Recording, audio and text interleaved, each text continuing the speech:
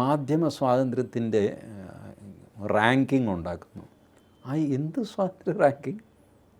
ആരെ ഈ റാങ്കിങ് ഉണ്ടാക്കിയത്?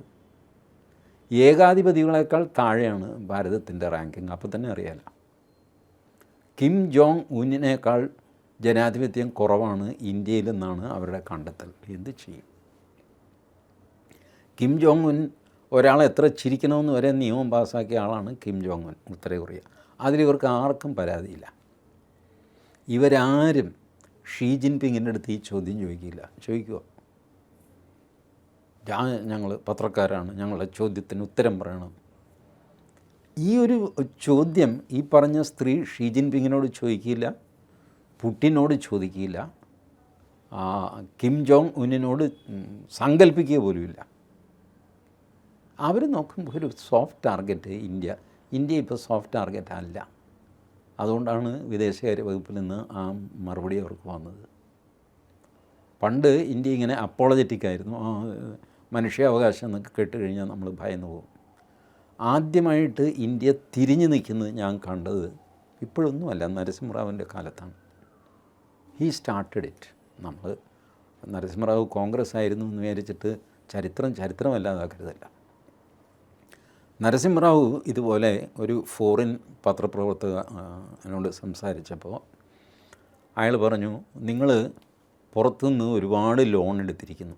ഇപ്പോൾ നരസിംഹറാവുവിൻ്റെ കാലത്താണല്ലോ നമ്മൾ IMF ലോൺ, മറ്റേ വേൾഡ് ബാങ്ക് ലോൺ, ഇത് വാങ്ങിച്ച് നമ്മളുടെ ലിബറലൈസേഷൻ, പ്രൈവറ്റൈസേഷൻ, ഗ്ലോബലൈസേഷൻ, LPG ആ രീതിയിൽ നമ്മുടെ എക്കോണമി തുറക്കുന്നു. എന്ന് വെച്ചാൽ നമ്മൾ കൊളാപ്സിൻ്റെ വക്കിൽ നിന്ന് തിരിച്ചു വരുന്ന സമയം. അപ്പോൾ ഇത്രയും ലോണൊക്കെ നിങ്ങൾ വാങ്ങിച്ചിട്ട് നിങ്ങൾ കാശ്മീരിൽ മനുഷ്യാവകാശ ലംഘനമല്ലേ കാണിക്കുന്നത്? അപ്പോൾ നരസിംഹറാവു പറഞ്ഞു, ഞാൻ ലോൺ എടുത്തില്ല എന്ന് വെച്ചോ, അപ്പോൾ എനിക്ക് കാശ്മീരിൽ തോന്നിയ ദിവസം കാണിക്കാമോ? നിങ്ങൾ സമ്മതിക്കുമോ?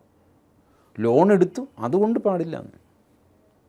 ഇതെന്ത് ലോജിക്കാണ്? മനുഷ്യാവകാശം സംരക്ഷിക്കുന്നത് ഭാരതത്തിൻ്റെ സംസ്കാരമാണ്. Throughout our civilisational history, you go back for 10,000 years ഞങ്ങൾ മനുഷ്യാവകാശം സംരക്ഷിക്കുന്നവരാണ്. ലോ ആൻഡ് ഓർഡർ നിലനിർത്തുന്നവരാണ്. ലോ ആൻഡ് ഓർഡറിൻ്റെ ഭാഗമായിട്ട് വരുന്ന മനുഷ്യാവകാശ ലംഘനമുണ്ട്. അതിനെ നിങ്ങൾക്ക് അബ്സല്യൂട്ട് മനുഷ്യാവകാശ ലംഘനമായിട്ട് കാണാൻ പറ്റില്ല.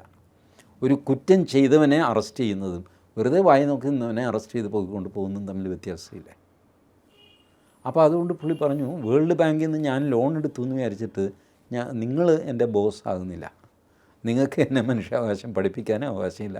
കാരണം മനുഷ്യാവകാശത്തിൻ്റെ ഈ യുണൈറ്റഡ് നേഷൻസിൻ്റെ ചാർട്ടർ, ആ ചാർട്ടർ എടുത്തു കഴിഞ്ഞാൽ നമ്മളുടെ ഉപനിഷത്തിൽ നിന്ന് കോപ്പി അടിച്ചതായിട്ട് കാണാൻ പറ്റും.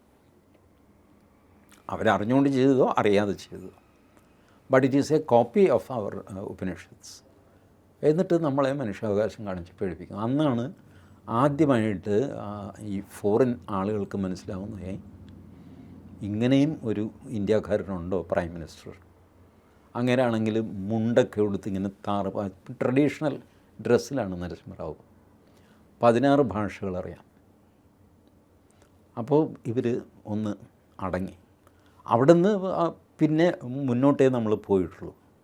പിന്നെ പ്രധാനമന്ത്രിമാർ തിരിഞ്ഞു നോക്കുക. ഇപ്പോൾ അന്ന് നരസിംഹറാവു പത്രക്കാരോട് സംസാരിച്ചു, ഇന്നിപ്പോൾ പത്രക്കാരെ മൈൻഡ് ചെയ്യുന്നില്ല. Yes, we will not. ഇവരുടെ ഈ കൊസ്രാക്കൊള്ളി പിടിച്ച് ചോദ്യത്തിന് ഉത്തരം കൊടുക്കാൻ നിൽക്കുന്നത് എന്തിനാണ്? അതൊരു ശരിയായ കാര്യമൊന്നുമല്ല.